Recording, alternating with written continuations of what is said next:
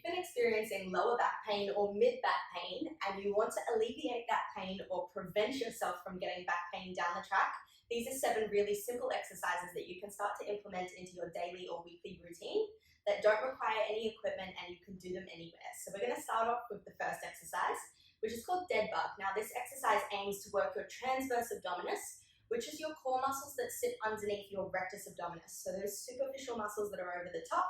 This muscle runs behind all of those. So by strengthening that muscle, you're going to alleviate back pain and bring yourself into a better posture as well. So what we're going to do is come down onto the floor. You're going to lie down on your back and you're going to press your back down into the floor. So each vertebrae of your spine should be connected down into the floor. Try and draw your shoulders down away from your ears. Then you're going to bring your arms up above your chest and your knees up to 90 degrees.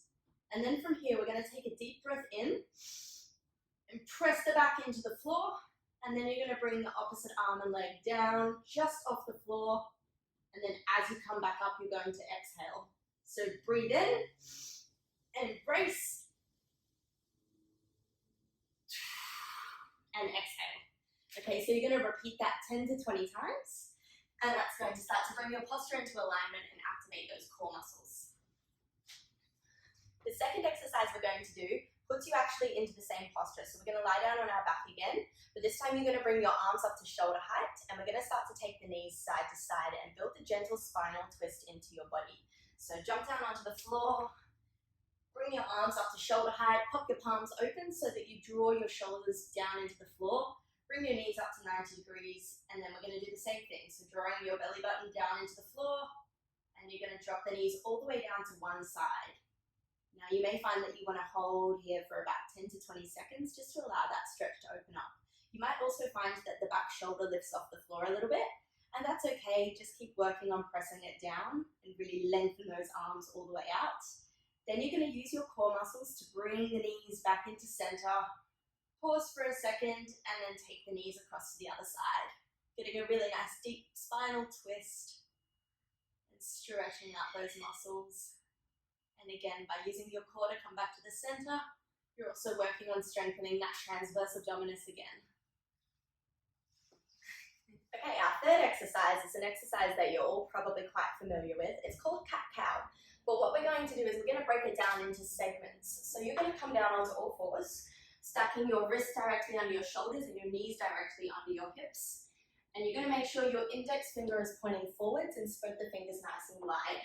From here, we're actually going to move from the tailbone first, and we're going to segment each vertebrae one step at a time.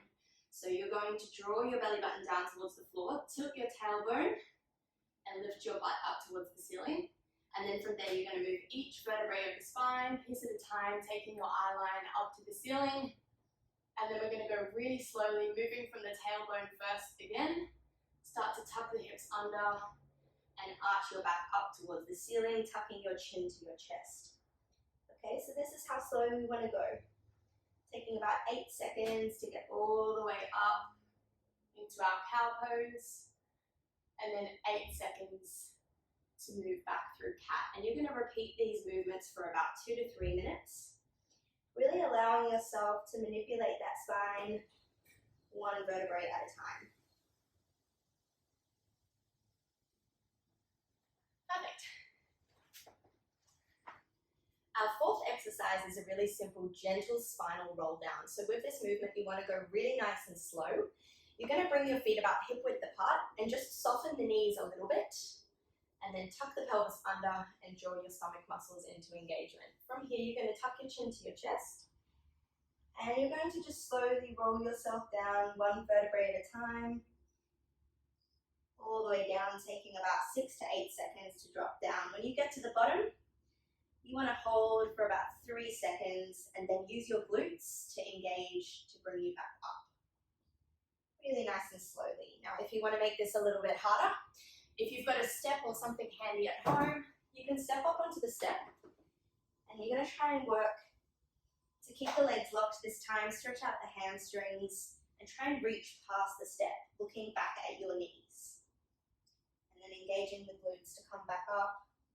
Just really nice and slow, working one vertebrae at a time.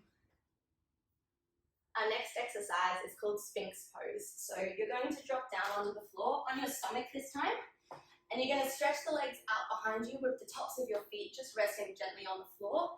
Then you're going to bring your elbows directly under your shoulders, pop your palms flat on the floor, and just send a little bit of energy into the fingertips. So you've got a nice curved spine, and you're just going to hold this pose for about 2 minutes, building a gentle stretch and strengthening into the lower back.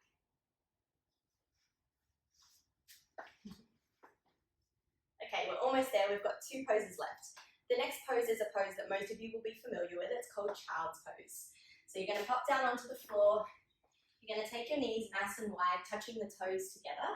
And from here, you're going to fold the body forward, bringing your stomach in between your knees.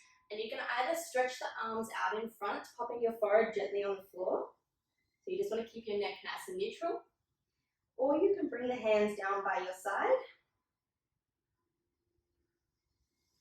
Whatever feels comfortable for you, and while you're down there, just make sure you're breathing really nice and deeply. So you want to try and take 5 seconds to inhale, filling up the belly, and 5 seconds to exhale, contracting the belly. Okay, and for this last pose, you're going to want a chair or a step or something you can elevate your knees up onto. And what you're going to do is lie in a posture that's going to allow you to align your spine properly and also allow the blood to rush back up towards your heart, bringing your nervous system into a parasympathetic state. So I'm also going to give you a couple of breathing techniques that you can follow along with while you're doing this entire series. So come down onto your back again and bring your knees up onto your chair or your step or your bench so that you're sort of in this capital L shape here. So you should have about a 90-degree angle at the knees. And then you can feel what feels best for you. You might want to take the arms up to shoulder height again, or maybe even fold the hands underneath your head. And from here, you can practice some box breathing. So breathe in for 4 counts, hold for 4 counts, exhale for 4 counts, and then hold for 4 counts.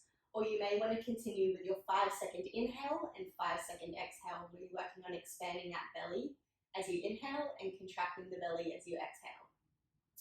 And that concludes our little back exercise workout, just to help you alleviate any pain and to strengthen those back muscles so that you can prevent back pain down the track.